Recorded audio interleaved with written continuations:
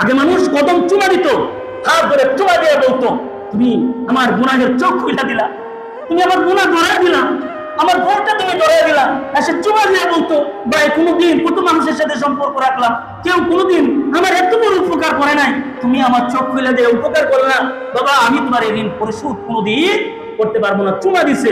আর এখন হক কথা বললে হুজুরের রুমের মধ্যে যায় হুজুরের বিটা, হুজুরে দেওয়া কথা বলা ঠিক না বেটি, হুজুরে যে কোনো একটা ঘটনা নারীর সাথে কেলেঙ্কারি বাজাইয়া হুজুরের মসজিদ থেকে বের করে দেয়, কথা বলা ঠিক না বেটি।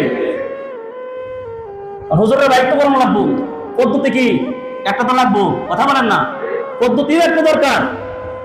মুসল্লিও বোকা, পাগলা মুসল্লি একবার নানক মুসিয়া দৌড় মেরে দিছে, পাগলা মুসল্লি তো একদিন কোনোদিন তালাশ করলো না, একদিন তারাও রিপোর্ট তারা সিস্টেম করে বুঝতো না আমি যে ইমামের পিছনে নামাজ পড়লাম আমার ইমাম সাহেব ঠিক আছে কিনা, তার উপরে কি কোনো রকমের কোনো বোঝা চাপিয়ে দিছে কিনা, এইটা কোনোদিন মুসল্লি খুঁজে নাই। এই সমস্ত মুসল্লিদের নামাজ ইমামের পিছনে পড়ার কোনো অধিকার রাখে না।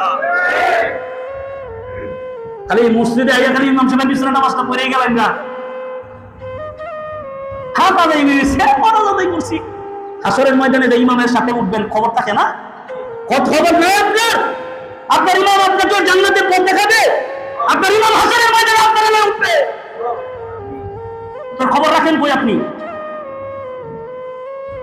নামাজ পড়া পর্যন্ত ইমামের সম্মান না, ইমামের সম্মান মসজিদে যতটুকু বাইরে এর চাইতে বেশি দেওয়ার চেষ্টা করতে হবে।